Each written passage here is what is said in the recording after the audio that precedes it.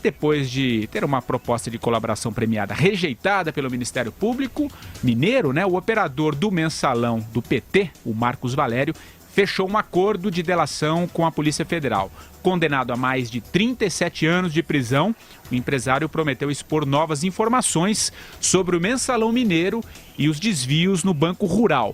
Como a delação deve implicar políticos, Vera, com foro privilegiado, como o senador Aécio Neves, o acordo aguarda agora a homologação do Supremo Tribunal Federal. Em outras tentativas de acordo, ele havia indicado, Vera, ter detalhes da ligação de dirigentes do PT com o assassinato do prefeito Celso Daniel, prefeito de Santo André, Celso Daniel. Começo com você. Pois é, Patrick, é uma delação que vai e volta há muitos e muitos anos, Mesmo na época da condenação, tinha essa possibilidade, e antes mesmo do julgamento do mensalão que ocorreu em 2012 e 2013, eu me lembro de várias capas de revista em que o Marcos Valério ameaçava a cúpula do PT. Veja, e já ameaçava com este caso do Celso Daniel, já ameaçava fazer essa ligação. E tem uma coisa que eu não sei se o Delcídio do Amaral disse na delação dele, mas ele, Delcídio, intermediou várias vezes conversas do Marcos Valério com indicados pelo Lula, como Paulo Camoto, João Paulo Cunha e outros que fizeram esse papel aí de emissários e intermediários, que era nesse sentido, que ele ameaçava contar que ele tinha ajudado o PT a pagar ali o silêncio do Ronan Maria Pinto, que é um empresário de Santo André, que prometia falar sobre o caso Celso Daniel e que ele iria falar isso se não fosse ajudado no julgamento. Isso nunca aconteceu. A gente sabe que o Paulo Camoto esteve em Belo Horizonte, negociou algumas vezes com o Marcos Valério o silêncio dele e ele nunca falou. E aí negocia essa delação há muito tempo. Ela esbarra sempre, eu imagino, no que ele pode provar de tudo isso que ele diz. Ele, além do caso Celso Daniel, promete entregar também detalhes do próprio mensalão e do mensalão tucano em Minas, que é um mensalão que pode envolver o Aécio Neves, no qual o Eduardo Azeredo já foi condenado. O Valfrido dos Mares Guia, que foi ministro do Lula, também estava envolvido, só não foi condenado porque pegou uma prescrição dos crimes pela idade. Então ele tem, certamente, o Marcos Valério é uma pessoa que tem muito a dizer. O que eu não sei é se ele vai entregar tudo o que sabe, se essa delação já não perdeu um pouco o timing, principalmente no caso do Mensalão Nacional, em que já houve condenações, já estamos no cumprimento das penas, e se ele vai ser aceito agora pelo Ministério Público de Brasília, uma vez que já foi recusado antes, O que você espera dessa possível delação, Andreasa? Que país desgraçado é o Brasil, Patrick Santos?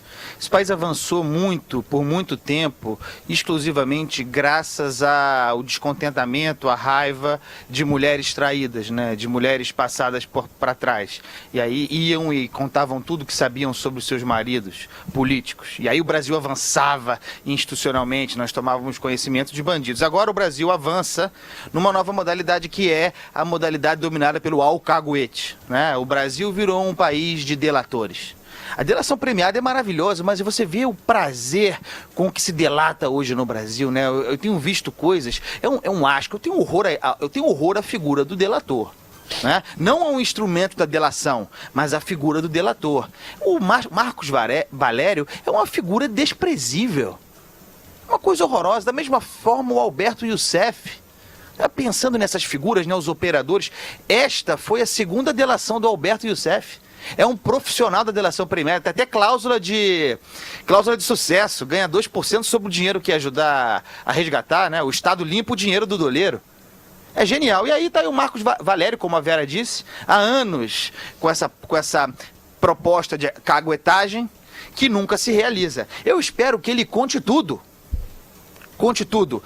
E mensalão do PSDB, que também não aguento essa história de mensalão do PSDB. Por que não resolvem logo esse troço? Conta tudo que sabe, bota esse pessoal em cana, acaba com esse discurso dos petistas. Só serve para o discurso dos petistas a existência desse mensalão tucano nunca apurado. Não, tá Conta apurado, tudo tem que gente sabe condenada também sobre... já. O Eduardo Não, Azeredo mas tem mais coisa para condenado. contar. Mas tem mais coisa para contar. Ele está prometendo entregar o Aécio Neves. Sim. Pelo menos está dito aí que o Aécio Neves... Então entrega tudo, acaba com esse troço. É necessário isso. Agora, o mais importante. O mais importante, porque ele tem implicação direta, está aí o livro do Silvio Navarro sobre o Celso Daniel para contar essa história. Ele tem implicação direta, como disse a Vera, no caso do Celso Daniel. Na intermediação, no aconselhamento da operação que resultou na compra do Diário do Grande ABC para calar a boca do Ronan Maria Pinto.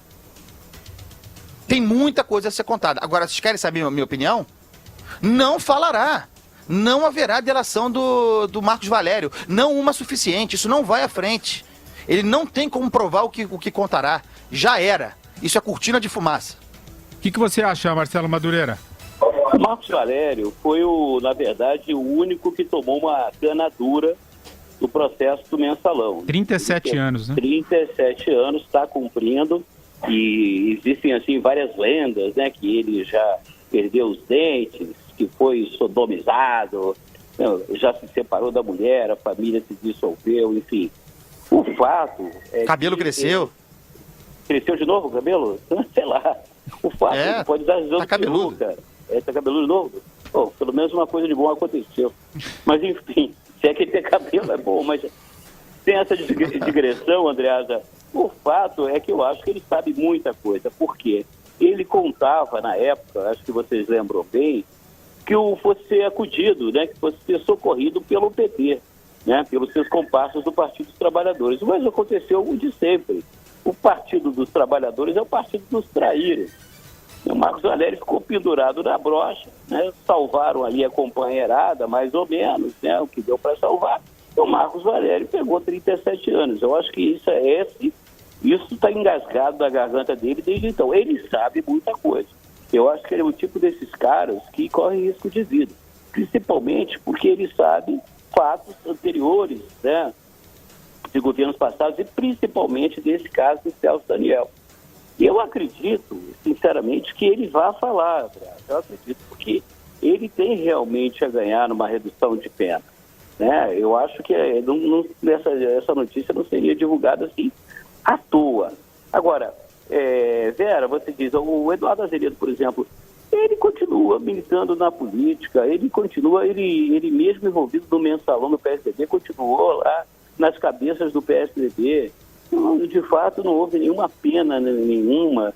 Eu sou favorável. Eu acho o seguinte, essa comparação com as mulheres traídas e com Joaquim Silvério dos Reis, cada época tem sua coisa. Na verdade, esses delatores todos são criminosos, são pessoas que se abasteceram de dinheiro público e que estão tentando reduzir essas penas. Se é esse o caminho que a gente tem para tentar diminuir, não é acabar, mas diminuir a corrupção no Brasil, então vamos por aí, vamos prosseguir por esse caminho, sem dó e nem piedade. Vamos por aí, vamos negociando com a bandidagem.